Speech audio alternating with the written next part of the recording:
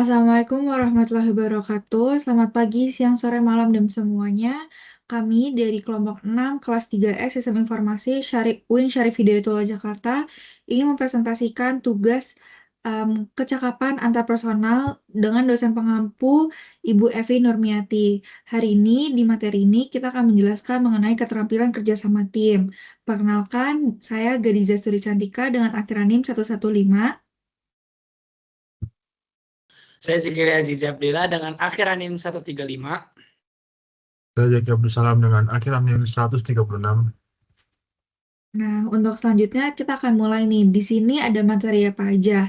Nah, di sini ada 7 yang udah kita press lebih sedikit gitu dengan singkat. Nah, jadi buat yang pertama itu ada definisi tim dan pentingnya kerjasama dalam tim. Yang kedua, ada aspek-aspek kerja tim yang efektif. Yang ketiga, kunci kerjasama dalam tim dan hambatan kerja dalam tim. Keempat, sukses bekerja dalam tim. Kelima, teamwork dan model peran dalam kerjasama. Yang keenam, studi kasus, dan 7 adalah kesimpulan. Nah, tujuan pembelajaran dari materi ini apa aja? Yang pertama itu ada memahami konsep dan pentingnya kerjasama tim. Yang kedua, mengidentifikasi aspek pembentuk tim efektif. Yang ketiga, menerapkan model peran dalam teamwork sesuai kemampuan. Keempat, mengetahui faktor keberhasilan dan hambatan kerja tim. Yang kelima adalah menunjukkan sikap positif dalam bekerja kelompok. Nah, kita mulai dari latar belakang. Dalam dunia kerja, pengelolaan sumber daya manusia bukanlah hal yang mudah karena melibatkan berbagai jenis keterampilan. Dari banyaknya kemampuan yang dibutuhin, keterampilan berkomunikasi dan kerjasama dalam tim menjadi yang paling penting. Melalui kerjasama yang baik, seluruh anggota organisasi bisa bersinergi mencapai tujuan bersama. Tim yang solid juga mampu menciptakan lingkungan kerja yang harmonis, produktif, dan saling mendukung satu sama lain. Lalu, berdasarkan hasil penelitian Husni Adam Najati tahun 2022, kerjasama tim terbukti memiliki pengaruh positif yang signifikan terhadap peningkatan kinerja karyawan. Hal ini menunjukkan bahwa hasil kerjasama tim biasanya lebih baik dibandingkan hasil kerja individu, karena dalam tim setiap anggota saling melengkapi peran dan tanggung jawabnya. Nah, melalui kolaborasi yang terarah dan efektif, organisasi dapat mencapai sinergi yang menghasilkan produktivitas dan hasil kerja yang lebih optimal. Nah, manfaat kerjasama tim itu apa aja? Yang pertama, itu ada meningkatkan produktivitas dan efisiensi kerja antar anggota. Yang kedua, menumbuhkan rasa tanggung jawab dan komitmen bersama. Yang keempat, ada mendorong pengambilan keputusan yang lebih baik dan inovatif. Yang keempat, ada memperkuat komunikasi dan hubungan antar individu. Nah, ini adalah beberapa manfaat kerjasama tim eh, yang paling bermanfaat gitu dibandingkan yang semuanya. Jadi ini kayak sebenarnya dari banyaknya manfaat, tapi kita cuma ngambil beberapanya aja. Dan yang paling, menurut kita yang paling pas banget itu adalah 4 ini gitu. Nah, selanjutnya ternyata juga masih ada beberapa manfaat-manfaatnya. Selanjutnya itu ada membantu organisasi beradaptasi dengan perubahan lingkungan kerja, mengembangkan keahlian sosial dan kepemimpinan, menumbuhkan rasa toleransi yang tinggi. Nah, definisi tim. Tim itu dapat diartikan sebagai kelompok individu yang memiliki tujuan yang sama dan saling berinteraksi untuk mencapainya. Setiap anggota dalam tim memiliki peran, tanggung jawab, dan keahlian yang berbeda. Namun, mereka saling bergantung satu sama lain. Nah, dalam konteks organisasi, tim tidak hanya sekedar kumpulan orang yang bekerja sama, tetapi juga satu kesatuan yang memiliki nilai, norma, dan visi yang disepakati bersama. Nah, pentingnya kerjasama tim ini apa? Pentingnya kerjasama itu apa? Yang pertama itu tidak ada individu yang bisa mencapai tujuan besar sendirian. Jadi kalau misalkan kalian dikasih tugas yang besar gitu, mungkin kalian akan merasa kesusahan kalau kalian ngerjain sendiri. Tapi kalau misalkan kalian dikerjain bareng-bareng, itu akan terasa lebih mudah gitu tugasnya. Nah, terus yang kedua ada menghasilkan solusi dan strategi lebih efektif. Karena yang kerja itu nggak cuma kalian sendiri, tapi juga dengan teman-teman kalian. Jadi banyak solusi dan banyak masukan dari teman-teman yang itu tuh bisa mempercepat penyelesaian tugas kalian gitu. Terus ada menumbuhkan rasa tanggung jawab bersama. Karena kalian kerjanya bareng-bareng, jadi setiap orang itu pastinya dia punya job desk-nya juga masing-masing. Nah, berarti kalau kayak gitu, semua orang tuh megang tanggung jawabnya masing-masing, tapi dibagi-bagi gitu porsinya. Tapi itu jadi ngebuat kalau kita tuh harus nyelesain ini secepat mungkin supaya teman kita nih juga bisa ngerjain yang lainnya gitu. Nah, terus ada meningkatkan komitmen dan motivasi. Itu udah tentu, itu udah pasti. Nah, selanjutnya adalah ciri-ciri tim yang efektif. Boleh dilanjutin sama teman saya yang selanjutnya. Oke, tadi udah keren banget penjelasan Gadiza ya. Selanjutnya lanjut ke bagian ciri-ciri tim yang efektif. Nah, apa sih ciri-ciri tim yang efektif itu? Di sini aku mungkin menjelaskan ada 3 ciri-ciri tim yang efektif. Yaitu yang pertama ada tujuan yang sama.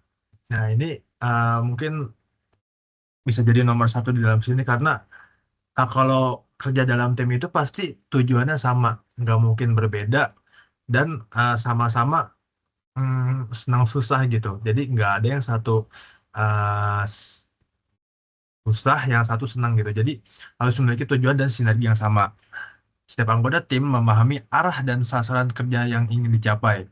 Dengan tujuan yang jelas, semua orang dapat bekerja searah, fokus pada hasil bersama. Nah, lalu yang kedua adalah antusiasme tinggi. Anggota tim yang memiliki semangat tinggi akan menciptakan suasana kerja yang positif. Antusiasme ini menjadi dorongan utama untuk mencapai kinerja maksimal. Jadi dalam kerja sama tim ini harus antusias semua gitu. Jangan excited sendiri, yang satu males-malesan atau yang lainnya karena itu menghambat keefektif kerja sama tim dan kerja sama yang lainnya. Lalu yang terakhir adalah peran yang jelas. Setiap anggota mengetahui tugas dan tanggung jawabnya. Kejelasan peran mencegah tumpang tindih pekerjaan dan meningkatkan efisiensi tim. Jadi di dalam tim ini kita harus tahu peran dan tugas apa yang kita miliki gitu. Tanggung jawab apa yang harus dikerjakan di dalam tim tersebut.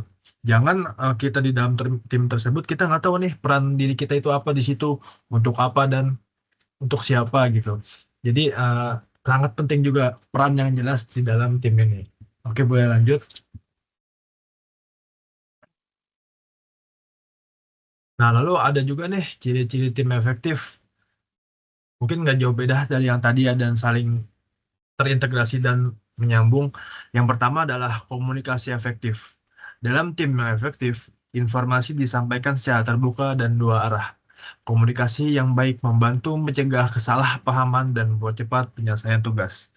Nah, mungkin teman-teman bisa diperhatiin kalau komunikasi itu dua arah ya teman-teman, bukan satu arah. Kalau komunikasi satu arah itu namanya excited sendiri.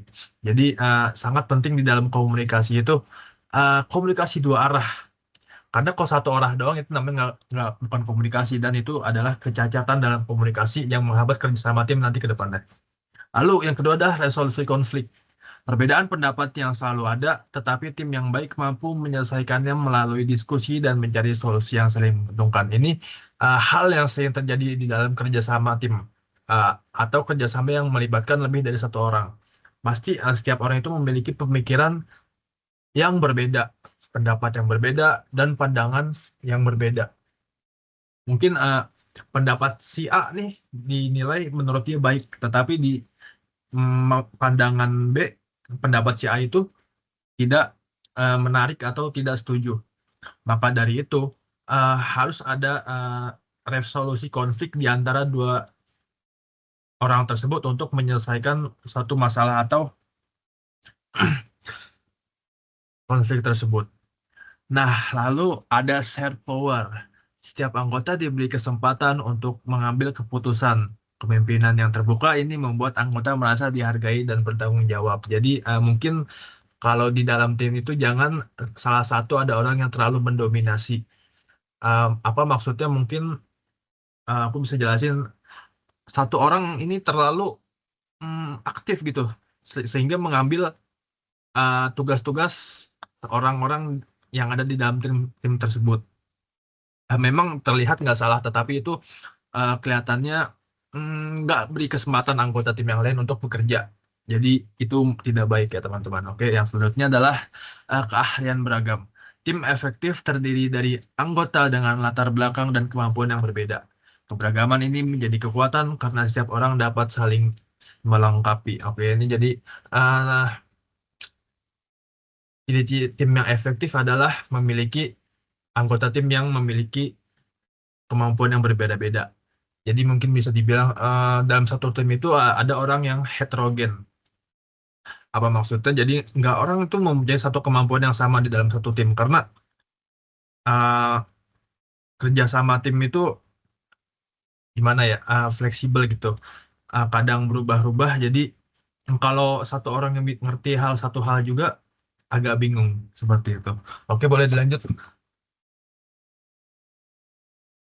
Nah, oke, kelompok versus tim. Perlu diingat nih ya, kelompok dan tim itu berbeda. Tapi di tabel ini nih, hmm, menunjukkan perbedaannya secara jelas. Poin kuncinya adalah kinerja. Kinerja kelompok hanyalah penyebelahan hasil individu, sedangkan kinerja tim menghasilkan sinergi. Mungkin aku bisa jelasin ya. Di sini ada aspek kelompok dan tim. Tujuan untuk kelompok itu individual dan beragam, sedangkan tim sama dan disepakati bersama. Uh, untuk hubungan antar anggota, kelompok itu longgar dan koordinatif, sedangkan tim itu erat dan saling bergantung. Tanggung jawab bersifat individu untuk kelompok dan untuk tim itu bersifat kolektif. Lalu komunikasi. Komunikasi itu kalau untuk kelompok lebih formal dan terbatas ya. Sedangkan tim terbuka, dua arah dan insentif. Lalu untuk kinerja. Untuk kelompok, hasil penjumlahannya itu individu. Dan tim itu sinergi hasil lebih dari total individu. Lalu yang terakhir adalah kepemimpinan satu arah dari atasan ke bawah untuk kelompok. Dan tim itu partisipatif dan berbagi peran setiap anggotanya. Oke, boleh lanjut. Oke, kita lanjut. Aspek kerjasama tim. Di sini ada 3 aspek kerjasama tim yang efektif, yaitu nggak jauh-jauh dari tadi, komunikasi yang efektif dan terbuka. Jadi kalau ada mungkin kesulitan di dalam tim tersebut, ada lebih alangkah baiknya disampaikan ke dalam anggota tim tersebut. Karena kalau nggak cerita kita nggak tahu gitu apa yang masalah yang dihadapinya. Nggak mungkin kita menerka-nerka dan menerawang apa masalah yang dihadapi salah satu anggota tim tersebut. Jadi alangkah baiknya berkomunikasi gitu.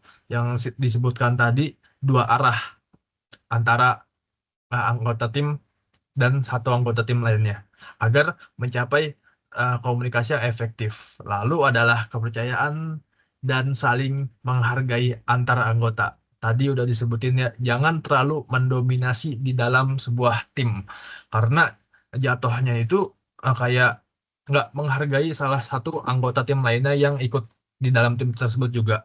Walaupun uh, anggota tim yang lain itu tidak terlalu mengerti apa yang dibahas di dalam tim tersebut. Maka alangkah baiknya mungkin saling berbagi, berkomunikasi, dan bercerita gitu. Apa sih eh, hal-hal yang untuk mencapai tujuan tim yang efektif? Lalu yang terakhir adalah pembagian peran yang jelas. Tadi udah disebutin juga ya, peran masing-masing anggota tim tersebut. Oke, boleh lanjut.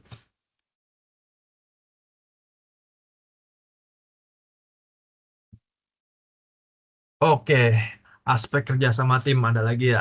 Ah, dalam tim ini, kita kan nggak sendiri ya. Ada namanya tim itu mungkin minimal 3 atau 5 orang ya. Maka dari itu, poin aspek kerja sama tim di sini adalah pengambilan keputusan bersama. Jadi dalam sebuah tim itu jangan sampai kita mengambil keputusan sendiri atau terlalu mendominasi daripada anggota tim yang lain. Karena itu merupakan kecacatan dalam sebuah tim ya. Tim itu bukan satu atau orang itu sendiri. Tim itu lebih dari satu orang.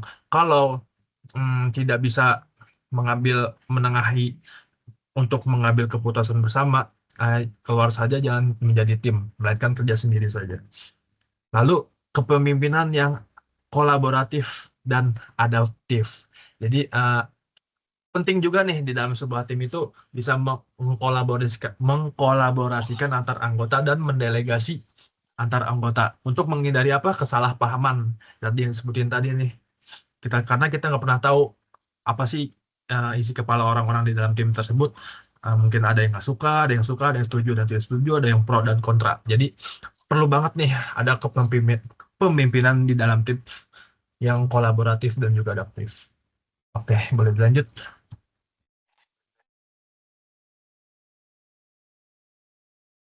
Oke, lalu ada ada komunikasi dalam tim.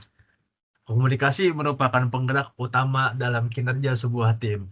Melalui komunikasi yang baik, setiap anggota dapat memahami tujuan, membagi informasi, serta menyelesaikan masalah dengan lebih cepat dan efisien. Dalam tim yang efektif, komunikasi harus dilakukan secara transparan, terbuka, dan memberikan ruang bicara yang setara bagi semua anggota. Tidak boleh ada dominasi satu pihak karena setiap orang memiliki pandangan yang penting untuk didengar. Seperti yang aku notice tadi ya, Google melalui proyek Aristotle menemukan bahwa tim yang sukses memiliki dua ciri utama, yaitu equality in conversation, yaitu kesempatan berbicara yang seimbang antar anggota, dan social sensitivity, yang yakni kemampuan memahami perasaan serta respon rekan kerja. Jadi, komunikasi yang sehat ini bukan hanya soal berbicara, tapi juga mendengarkan dengan empati dan menghargai pandangan orang lain yang berbeda agar tercipta kerjasama yang harmonis dan produktif. Oke, boleh dilanjut. Nah, kita masuk nih ke pembagian peran dan tanggung jawab. Kenapa sih pembagian ini penting? Karena di dalam pembagian ini tuh menghilangkan penundaan proyek pekerjaan. Nah, karena apa? Karena pembagian peran yang jelas. Si A kerja ini, si A kerja itu, si B kerja ini, si C bagian ini. Jadi kita tahu gitu. Tanpa linglung nggak tahu mau kerjain apa nih. Jadi pembagian peran itu penting ya. Lalu yang kedua adalah mengurangi konflik. Nah, pembagian peran dan tanggung jawab ini mengurangi konflik antar anggota juga ya. Dan selanjutnya adalah meningkatkan efisiensi kerja. Karena kan udah dinotis nih sebelumnya nih, setiap orang tahu kerjanya mau apa, mau ini dan itu. Jadi tahulah yang dikerjain mau apa, jadi meningkatkan efisiensi kerja. Lalu mempercepat pengambilan keputusan. Nah, karena nggak jauh-jauh dari tadi ya udah ditentuin, jadi tahulah orang mau apa dan cepat bertindak gitu. Dan memastikan siapa yang melakukan apa saja, jelas dan tidak tumbang tindih, sama tadi juga udah dinotis. Karena setiap orang udah tahu peran dan tanggung jawabnya masing-masing, jadi nggak mungkin si A ngurusin si B ngurusin si C, karena semua orang udah punya tupoksi dan tugasnya masing-masing.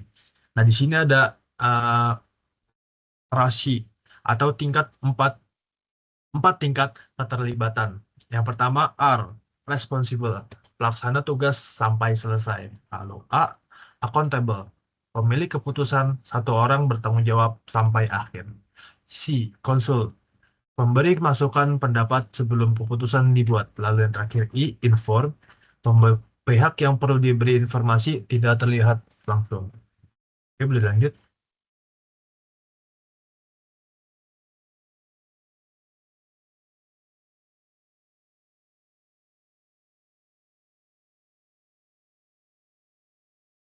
Nah, lalu yang selanjutnya ada pengambilan keputusan.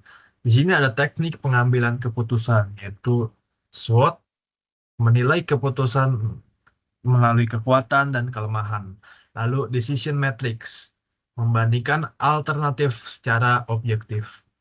Lalu ada metode Delphi, pendapat ahli secara anonim sehingga tercapai kesepakatan. Nah, yang harus diwaspadai nih uh, pada grup think, yaitu anggota cenderung setuju demi keharmonisan. Nah, aku mau notice juga nih tentang ini ya. Anggota cenderung setuju dengan keharmonisan. Jadi orang mau ngomong nggak setuju tentang satu hal, misalnya A mau ngomong pendapat A nggak setuju nih. Kalau A nggak setuju sama pendapat B, tapi si A nggak mau nih adanya konflik atau drama kepanjangan karena menurut dia dapat menimbulkan ketidak efektif tim. Maka si A mau nggak mau, enak nggak enak, setuju nih. Padahal dalam dirinya itu kayak ada, wah, gue nggak setuju sama dia. Tapi mau gimana lagi, gue nggak mau kepanjangan kayak gini terus. Nah itu kalau bisa sebisa mungkin jangan kayak gitu ya. Karena itu mungkin bisa dibilang toksik dalam tim ya. Kalau ada masalah itu dibilang aja, jangan menahan-nahan. Mungkin sifat kayak tidak enakan itu nggak baik ya. Oke, lanjut. Mengurangi pemikiran kritis dan keputusan menjadi bias tidak rasional. Nah, itu kembali lagi ke poin satu yang tentukan tadi nih. Sering banget kalau dalam tim itu bias ya, dan mungkin perlu pengambilan langkah yang lebih dikondisikan nantinya. Oke, lanjut. Nah, oke. Nah, lalu ada teknik SWOT nih, strengths, weakness, opportunity, dan traits. Analisis SWOT adalah salah satu teknik yang digunakan dalam pengambilan keputusan tim untuk menilai situasi secara menyeluruh, baik dari faktor internal maupun eksternal. Lalu ada strengths, yaitu kekuatan, yaitu faktor internal yang menjadi keunggulan tim atau organisasi. Misalnya kemampuan anggota, sumber daya, atau sistem kerja yang efisien. Lalu ada weakness, kelemahan, yaitu aspek internal yang menjadi hambatan dalam mencapai tujuan. Contohnya, kurangnya koordinasi, komunikasi yang lemah, atau keterbatasan fasilitas. Lalu ada opportunity atau peluang, yaitu faktor eksternal yang bisa dimanfaatkan untuk keuntungan tim. Bisa tren pasar baru, teknologi baru, atau kerjasama strategis. Yaitu ada threats atau ancaman, yaitu resiko eksternal yang dapat menghambat kinerja tim, seperti munculnya pesaing, perubahan regulasi, atau kendala ekonomi. Boleh dilanjut?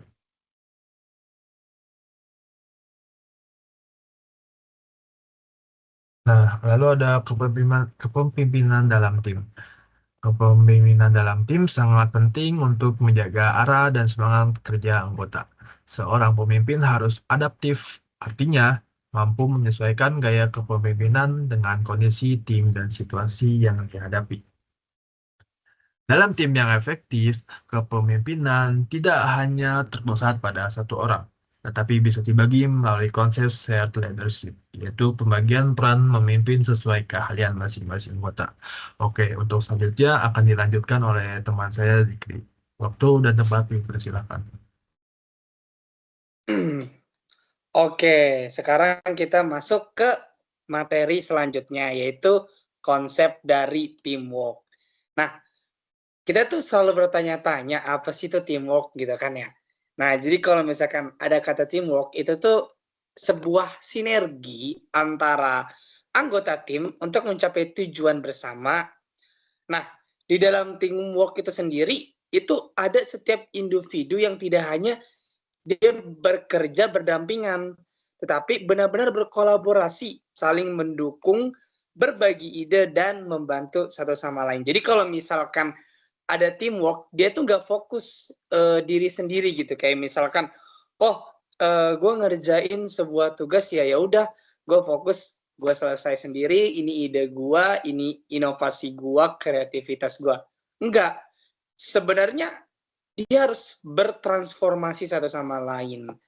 Harus bisa bisa dibilang kayak transfer knowledge, transfer idea satu sama lain. Jadi nggak satu entitas yang benar-benar superior, satunya lagi inferior, enggak. Tapi emang mereka melengkapi satu sama lain. Itu yang disebut dengan teamwork.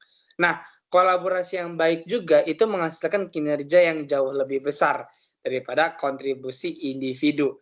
Dengan kata lain, hasil kerja tim yang solid akan selalu melebihi kemampuan masing-masing anggotanya jika bekerja sendiri. Mungkin kita jujur-jujuran aja ya, ketika kita bekerja sama gitu dengan kita bekerja individu. Mungkin ketika kita bekerja individu, kita merasa kita, ini ranahnya gua, ini tempatnya gua, dan lebih fleksibel mungkin. Tapi terkadang kerja kolaborasi seperti teamwork ini, itu justru kita bisa mengetahui hal-hal yang itu kita belum pernah tahu gitu loh. Kalau misalkan kita punya ide seperti ini, sedangkan orang tuh punya ide lain. Nah, jadi konsep kolaborasi ini lebih mantap, lebih oke ketimbang yang individual. Kenapa? Karena itu akan mengisi kekosongan satu sama lain. Jadi ketidaksempurnaan ide atau kecatatan ide akan dilengkapi satu sama lain ketika ide itu bisa bergandengan gitu. Ide itu bisa menyelimuti satu dengan yang satunya lagi gitu, seperti itu. Nah, itu makanya pentingnya kita buat teamwork. Jadi, kita nggak fokus di individual kita aja, tapi kita harus bekerja berkolaborasi, seperti itu. Oke, boleh di next slide-nya. Nah, selanjutnya kita langsung nih dengan pendekatan model dari peran Belbin. Nah, jadi di sini ada 3. Yang pertama tuh ada action rules, terus ada talk rules, terus sama social rules. Nah, kalau dari action rules ini apa sih? Yang pertama itu ada shaper. Shaper ini apa? Dia tuh kayak pendorong energi dan tantangan. Jadi kalau misalkan kita bekerja berkolaborasi ya, kita akan ngerasa ada sebuah dorongan untuk kita itu lebih sinergitas ketimbang kita kerja sendiri. Karena di lain sisi kita punya tanggung jawab yang itu bukan tanggung jawab kita sendiri gitu loh. Jadi ketika kita salah, ketika kita mendapatkan sebuah resiko, ya kita bisa berpikir, oh kalau misalkan ini menimbulkan hal yang buruk, itu nggak ke kita doang, tapi ke teman-teman kita yang lain. Jadi di situ ada dorongan dalam diri kita, sebuah energi dan tantangan. Tantangannya apa? Tantangannya itu bagaimana kita bisa menerima ketika sebuah inovasi atau ide-ide kita itu terbantahkan. Nah, di situ kita, oh oke, kita mencoba menerima usulan dari orang, terus apa ya bisa dibilang kayak masukan dari orang, saran dari orang. Gak bisa kita kayak, oh ini ya udah gua aja gitu, itu nggak bisa. So, yang keduanya ada implementer. Nah, di implementer ini ada pelaksana rencana menjadi aksi. Jadi ya setelah kita planning, percuma dong kita nggak implementation gitu loh. Nah, jadi ketika kita sudah membuat sebuah rencana, nah perlu namanya aksi gitu. Karena tanpa aksi tidak ada bukti gitu. Nah, makanya pentingnya untuk kita sebagai kerja sama tim itu implementer gitu. Ketika kita sudah menetapkan deadline-nya seperti ini, rencananya nanti seperti ini, rancangannya nanti dilakukan di tempat ini, di tanggal ini, di hari ini, dengan konsep seperti ini, kita langsung take action. Karena kalau tanpa take action, itu hanya sebuah wacana yang tidak pernah terjadikan gitu. Nah, soal selanjutnya ada completer finisher. Nah, ini memastikan pekerjaan rapih selesai dengan baik. Jadi, nggak cuman kita fokus ke aksi aja, karena kalau kita ngomongin aksi, tapi kita nggak fokus sama apa yang sudah ditentukan dari syarat-syaratnya, dari apa ya bisa dibilang standaritasnya seperti apa, ya percuma. Aksi itu tidak bisa menjadikan sebuah bukti bahwa kita pernah apa ya bisa dibilang ya pada akhirnya aksi itu ya omong kosong gitu, cuman ya udah kita kerja tapi kita nggak tahu outputnya apa. Nah, pentingnya namanya completer finisher ya kita harus tahu dulu nih, makanya ketika kita sebelum kita implementation aturan kita udah tahu arahnya mau kemana, tujuannya mau kemana, akhirnya mau kemana, itu seperti itu. So selanjutnya ada talk rules. Nah, di sini dia ada plan. Nah, di plan ini ya penghasil ide kreatif. Jadi ya di sini kita masuk ke rules berpikirnya ya. Nah, di sini ada namanya penghasil ide kreatif karena ide-ide kreatif ini jujur sangat bermanfaat, sangat eksponensial ketika kita mempunyai sebuah ide yang sangat kreatif yang orang lain atau tim lain itu nggak ada gitu loh.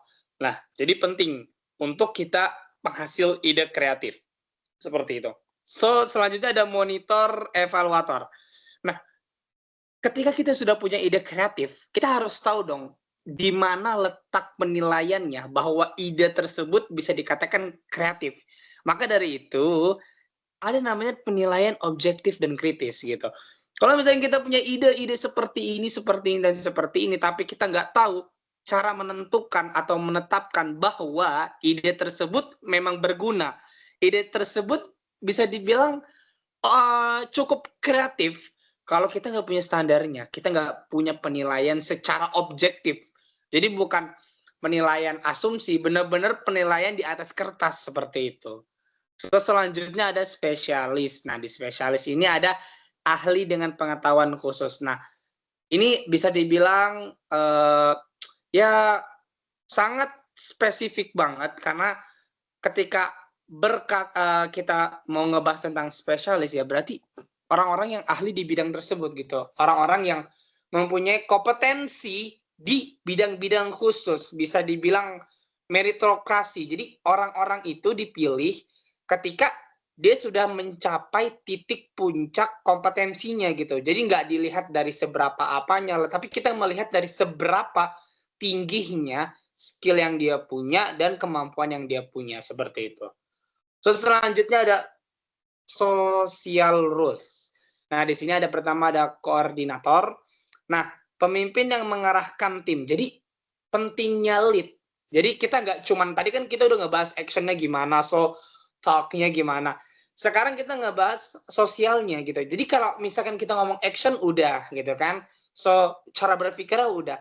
Terus gimana dua ini bisa saling bisa berinteraksi satu sama lain kalau tanpa adanya sosial. Nah, maka di situ penting namanya koordinator gitu. Pemimpin yang mengarahkan tim gitu. Jadi makanya kita pernah lihat coba di sebuah organisasi apapun nggak mungkin nggak ada namanya ketua gitu kan. Nggak mungkin nggak ada namanya pemimpin. Karena ya gunanya pemimpin itu gitu. Pemimpin itu mengatur anggotanya, mengatur staffnya, mengorganize yaitu pion-pionnya gitu kan. Ya kita tahu lah kalau kita main catur kan, di catur itu kan banyak tuh, ada yang menteri, ada yang kuda dan teman-temannya.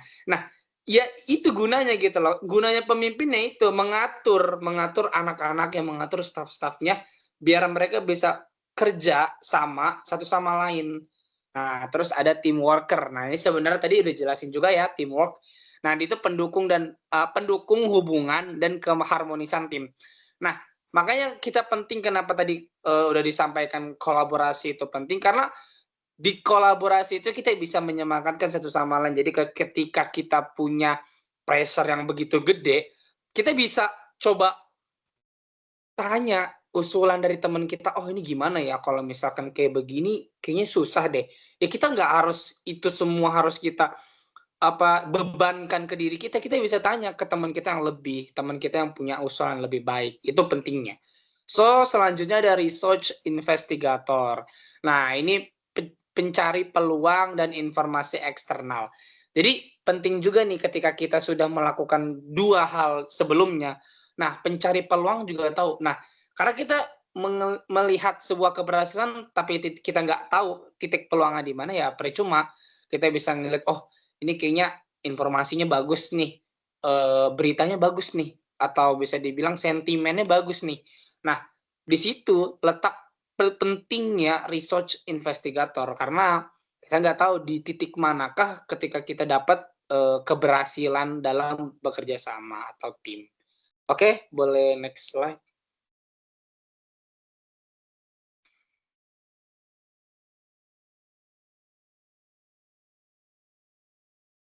Nah, selanjutnya itu ada namanya faktor kunci keberhasilan. Nah, jadi kalau misalkan kita ngomongin keberhasilan, nggak mungkin nggak ada namanya faktor kuncinya.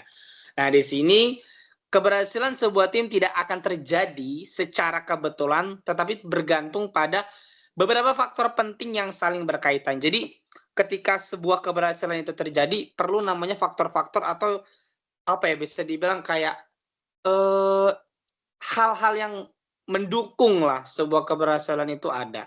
Yang pertama itu ada tim harus memiliki tujuan yang jelas dan disepakati bersama.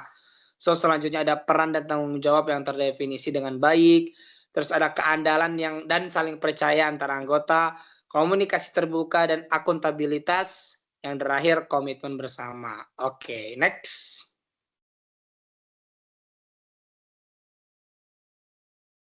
Nah, selanjutnya. Oke. Nah, selanjutnya tuh ada hambatan utama.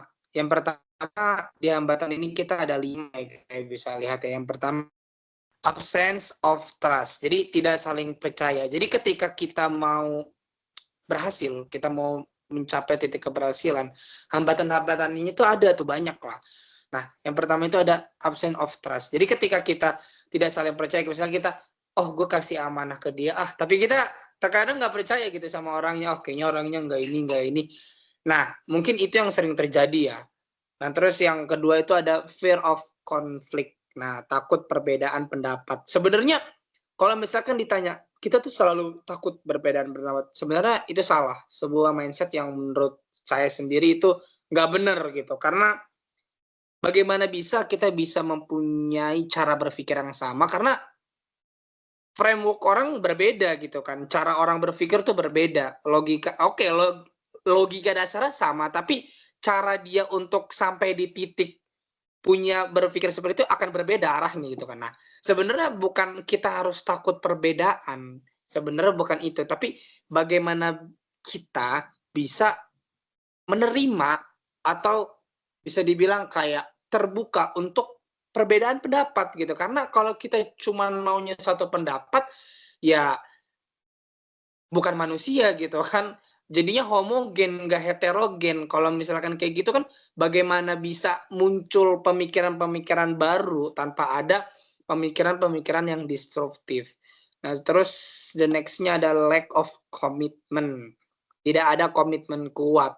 Nah, tidak ada komitmen kuat nih mungkin yang tadinya tujuannya udah sama, tiba-tiba hilang purpose gitu, yang mengakibatkan sebuah kerjasama tim jadi nggak produktif. Terus ada avoidance of accountability. Nah, di sini enggan bertanggung jawab. Nah, pentingnya bertanggung jawab. Jadi ketika kita diberikan sebuah tugas, nah kita menyelesaikan apa yang sudah ditetapkan. Ya, misalkan kita ditetapkan seperti itu, kita selesaikan seperti itu. So, selanjutnya ada inattention to result. Nah, tidak fokus pada hasil tim. Nah, jadi terkadang ketika sebuah keberhasilan ini ingin dicapai dalam kolaborasi tim. Nah, hambatan terakhir itu ada, bisa dibilang tidak tidak fokus lah, bisa dibilang tidak fokus pada hasil tim. Jadi fokusnya cuma individualnya, sedangkan itu tidak sampai sesuai standarnya kerjasama tim seperti itu. Oke, next slide. Nah, terus selanjutnya ada group think. Nah, anggota terlalu setuju sehingga ide kritis hilang. Nah, ini mungkin yang sering kita lakuin atau yang mungkin sebenarnya banyak sih yang itu sering terjadi di kehidupan kita sehari-hari. Tapi mungkin ini yang paling relate ya. Jadi ketika ada sebuah pemikiran baru, mungkin orang-orang takut untuk adanya perbedaan pendapat. Mereka itu langsung mengiyakan aja atau oh ya udah deh, ide ini kayaknya bagus. Nah, tapi tanpa dikritisi terlebih dahulu gitu loh. Jadi kayak misalkan muncul inovasi baru, tiba-tiba dalam satu organisasi mereka pada oh gue setuju. Nah, sebenarnya itu nggak salah, tapi yang menjadi letak kesalahannya itu tidak adanya ruang untuk kita bisa melemparkan argumen kita satu sama lain gitu loh. Jadi kita sebenarnya ide itu terbentuk kan ketika sebuah change ide itu kan terbentuk ketika ada lempar satu sama lain dari argumen satu sama. Jadi kayak misalkan ada orang punya ide, oh seperti ini. Nah, ide itu nggak akan jadi sempurna tanpa di-challenge dengan pertanyaan-pertanyaan yang sulit gitu, dengan hambatan-hambatan yang sulit, tanpa argumen-argumen yang cukup kritis gitu loh. Nah, itu yang sering terjadi mungkin group think ini. So, selanjutnya ada social loving. Nah, di sini ada anggota yang pasif dan mengandalkan orang lain. Nah, mungkin orang-orang yang sekiranya mereka enggan untuk lebih proaktif, yang pada akhirnya dia mengesampingkan orang-orang yang atau mengandalkan orang-orang, oh dia ini yang lebih ini, udah diajak seperti itu. Oke, next slide. Nah, kalau ada hambatan berarti harus ada solusinya dong. Nah, sebenarnya di sini kita udah ngasih solusi nih. Solusinya apa nih? Yang pertama, bangun kepercayaan dan psychological safety. Jadi ketika kita sebelum bekerja atau kita trust lah, kita mau ngasih trust ke teman kita harus tahu gitu, kita bisa bangun kepercayaannya. Oh, ini orang seperti ini, seperti ini, seperti ini. Gue percaya dan gue believe ke dia kalau misalnya dia tuh bisa ngelakuin hal seperti ini gitu loh. Nah, mungkin itu bisa dipraktekkan. Dan yang kedua itu ada dorongan konflik sehat untuk inovasi. Nah, ini penting juga kan. Dalam konflik itu kan ada konflik sehat juga kan. Nah, untuk apa gunanya itu? Untuk inovasi tersebut. Terus ada gunakan matriks RICI untuk memperjelas tanggung jawab. Seperti itu. Nah, mungkin nanti itu bisa dijelaskan. Terus ada terapkan evaluasi rutin terhadap hasil kerja. Nah, ini mungkin kita sering nih, kalau misalkan di dalam sebuah organisasi ya, dalam sebuah apapun lah, ketika kita sudah menyelesaikan sebuah hasil yang kita bisa dibilang, oh seperti, oh di hari ini kita begini dan begini, penting ada namanya evaluasi gitu kan. Nah, makanya di setiap acara apapun adanya evaluasi ya. Untuk apa? Agar di kemudian hari nanti itu tidak akan terulangi, tidak akan jatuh di lubang yang sama seperti itu. So, ada beri penghargaan bagi kontribusi individu dan tim. Nah, ini pentingnya namanya bisa dibilang kita ngasih apa ya, bisa dibilang kita nge-appreciate orang lah. Karena kita mengapresiasi orang itu bagi kita ya biasa aja, tapi bagi orang itu sebuah hal yang besar karena normalnya manusia atau bisa dibilang standarnya manusia itu ingin diakui, ingin didengar, ingin dilihat, ingin dikenal keberadaannya gitu. Seperti itu.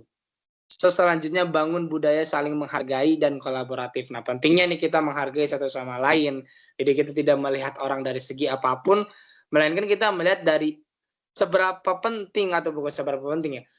Kita melihat bahwa dia adalah tim kita, dia adalah teman kita gitu. Jadi kita nggak bisa menjudge orang ini seperti ini karena ras seperti ini, karena budaya ini, suku ini, dan lain-lainnya. Seperti itu. Oke, bisa next slide.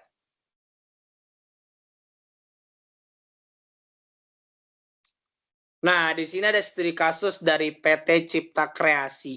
Jadi, di PT Cipta Kreasi ini, tim mengalami beberapa permasalahan dalam proses kerja sama. Yang pertama, pembagian peran yang tidak jelas menyebabkan pekerjaan menjadi tumpang tindih. Jadi, mungkin di PT ini nggak jelas nih, bagi job desk-nya nggak teratur gitu. Jadi, ada yang begini dan begini dan begini. So, selanjutnya ada munculnya rasa takut untuk berkonflik sehingga komunikasi dalam tim tidak berjalan terbuka. Jadi, udahlah pembagian tugas yang nggak jelas, terus dalam tim ini mereka takut gitu untuk mereka mencurahkan ide-ide mereka. Karena apa? Karena mereka takut adanya ketidaksamaan berpikir. Terus yang ketiga ada tim juga menghadapi kurangnya akuntabilitas dan muncul gejala social loathing yang tadi bisa disebutkan, yaitu sikap sebagai anggota yang pasif dan bergantung pada kinerja rekan lainnya. Ini ketidakterbukaan satu sama lain tuh sangat-sangat berdampak. Oke, nah jadi di indikator keberhasilan tim ini kita bisa dibagi menjadi 5 gitu kan. Nah yang pertama itu ada tujuan tercapai dan hasil berkualitas. Jadi ketika tim itu bisa dikatakan berhasil, ya lihatnya bagaimana, yaitu lihatnya tujuan yang pertama kali organisasi ini bentuk, itu tercapai gitu, terrealisasikan. Hasilnya juga berkualitas, seperti itu. Nah, proses kerjanya itu efisien dan efektif. Jadi proses kerjanya itu teratur gitu, teratur, tertib, nggak berantakan gitu. Karena apa? Karena di awal sudah dibagikan, sudah dikotak-kotakan sesuai dengan tugasnya masing-masing. So, anggota juga merasa puas dan termotivasi. Terkadang organisasi yang sehat itu, anggota di dalamnya tuh merasa puas, merasa, wah, ini benar-benar sehat banget nih. Bukan sebaliknya ketika dia ikut sebuah kerjasama atau kolaborasi tim, dia rasa, wah, gue sangat terbebani, gue sangat, nah itu mungkin yang menjadi indikator itu nggak berhasil. So, adanya pembelajaran dan pengembangan diri. Nah, dalam kolaborasi itu sebenarnya pentingnya apa ya? Karena kita belajar bareng-bareng gitu. Kita bisa memberikan apa yang orang nggak tahu dan orang yang tahu bisa memberikan yang tidak tahu gitu loh. Jadi kita simbolis mutualisme gitu loh. Karena ya ada hal yang kita nggak tahu, karena kita kerja sama tim kita jadi tahu seperti itu. Dan itu menjadi tempat self improvement kita seperti itu. So selanjutnya ada tim mampu berinovasi dan beradaptasi. Jadi sebuah indikator keberhasilan tim itu ketika tim tersebut bisa beradaptasi dalam berbagai masalah, dalam berbagai hambatan, dan itu akan selalu memunculkan inovasi-inovasi baru seperti itu. So, next-nya ada sikap profesional. Nah, dalam sikap profesional ini bisa dibilang kayak jadi pedomannya kerjasama tim lah. Jadi kitab sucinya kerjasama tim. Yang pertama itu ada bertanggung jawab atas tugas masing-masing. Jadi ketika kita sudah diberikan sebuah amanah ya kita tanggung jawab di tugasnya masing-masing. Terus komunikatif dan jujur dalam berpendapat. Ya kita terbuka, jujur, terus menghargai perbedaan antara anggota, ya kita menghargai satu sama lain, entah itu beda pendapat, entah itu beda suku, beda bahasa, dan lain-lainnya. So, kita juga harus proaktif membantu tim. Jadi, kita nggak, oh, gue udah selesai, tugas gue udah selesai, ya udah, nah enggak. Sebenarnya kita harus bisa, ketika tugas kita udah selesai, ya kita bisa bantu teman kita yang dia belum selesai, dia mengalami kesulitan, seperti itu. Terus mengutamakan kepentingan bersama. Jadi, dalam namanya kerjasama tim, ya kita nggak fokus di diri kita, nggak kita tipikal individualis, tapi ya itu kita membantu sampai tujuan organisasi atau tujuan kerjasama tim tersebut terrealisasi. Seperti itu. Oke, boleh next slide.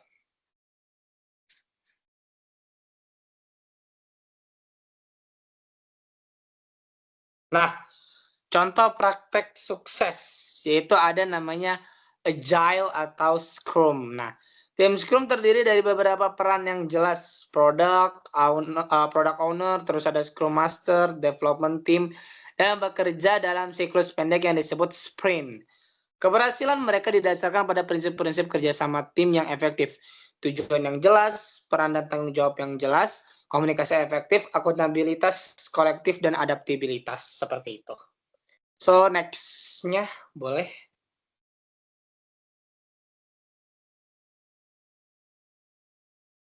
Nah, sekarang kita udah sampai di akhir nih. Jadi, mungkin yang tadi dari awal udah dijelasin, mungkin langsung kita simpulin aja nih.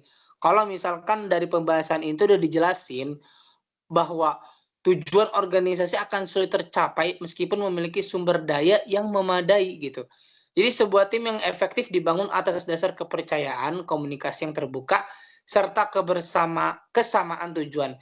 Jadi pada intinya kerjasama tim itu yaitu yang dari awal sampai akhir kita udah jelasin. Kalau misalkan kita pentingnya apa, saling mempercayai satu sama lain, terus menghargai apapun itu pendapatnya, dan kita jangan pernah merasa kalau kita juga di dalam sebuah tim itu siapa yang benar siapa yang salah. Bukan siapa yang benar siapa yang salah, tapi kita saling melengkapi satu sama yang lain. Kalau misalkan kita punya mindset, oh ini dia salah, oh ini dia benar, ya itu tidak akan pernah terrealisasi yang selama ini kita inginkan. Tapi ya pada intinya ya kita harus bekerja sama satu sama lain. Oke. Mungkin itu saja dari kelompok kami yang membahas tentang kerjasama tim. Oke, sekian dari kami. Wassalamualaikum warahmatullahi wabarakatuh.